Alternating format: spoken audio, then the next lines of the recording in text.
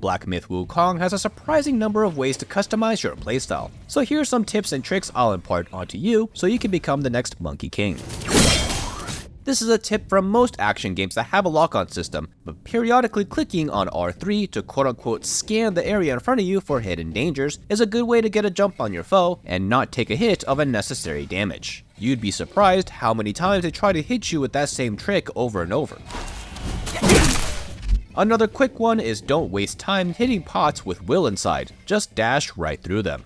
Jump attacks can be doubled up by doing a light jump attack first, then heavy attack right after. The damage isn't that great, but since it's airborne for so long, it has the ability to dodge many attacks on the ground while doing so. Periodically with random drops, you'll get mind core pieces. Definitely cash these in when you get a second with your homie, Zoodog. He is found early in the game at Chapter 2 at the Crouching Tiger Temple Cellar in Yellow Wind Ridge. I personally recommend boosting mana as much as possible so I can get more special abilities, but you can boost any stat you'd like that you think needs help. Early in the game, you'll get an Incense Trail Talisman. Keep it handy in the quick menu so you can backtrack or escape bad battles quickly.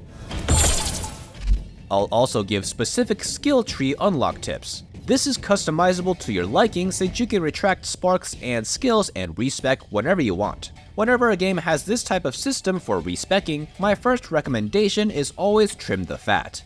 What I mean is if you put points into boosting Rock Solid, but you're noticing that you never use Rock Solid, that is a complete waste of something that can be put into something you actually use. Watch how you fight and which skills or attacks you used most, then boost your abilities of those skills for efficiency.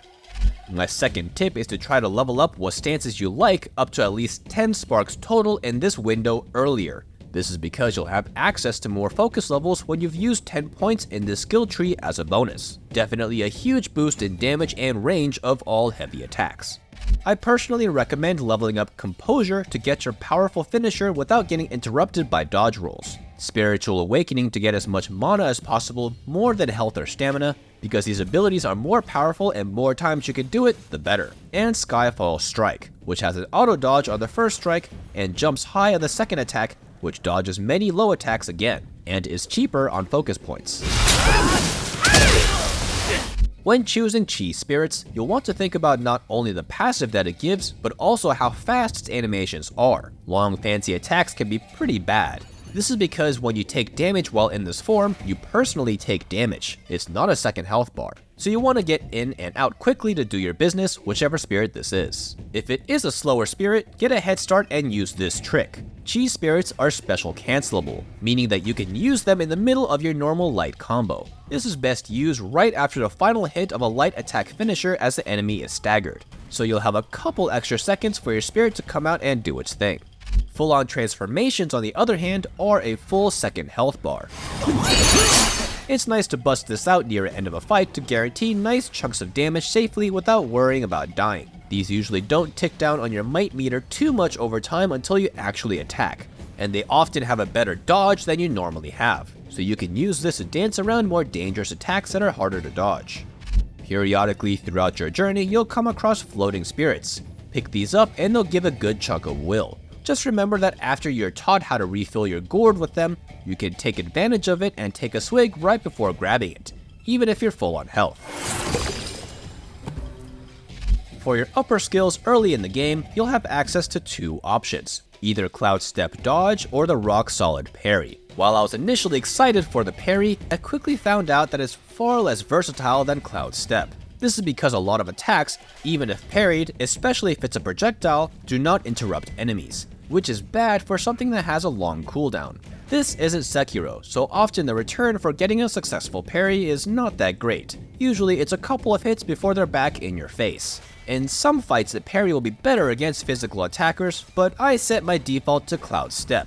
This ability dashes away quickly while leaving a clone behind, distracting the enemy. This is a great tool in itself to quickly get out of impending danger, but the fact that you have some invincibility and lasting super armor gets you out of extremely powerful attacks for free. And the best part, while concealed, you can use other abilities. Try using Pluck of Many, Immobilize, Buff Yourself, or even Heal while concealed. Safely using these abilities while not being targeted is huge, and lets you get control of a situation quickly if everything has gone south. While this game does have an attack combo system that you can acquire through the skill tree, the true meaning of a combo to get multiple attacks back to back without retaliation is actually possible to get, or more correctly, a type of stun lock. I recommend using hard-hitting spirit attacks, Immobilize, regular attack finisher, and the regular smash see-through combo. The final hit of these attacks have a much higher chance of staggering the opponent, and if timed properly while the boss is standing neutral or recovering from a previous attack, it can stun lock bosses for a long period of time.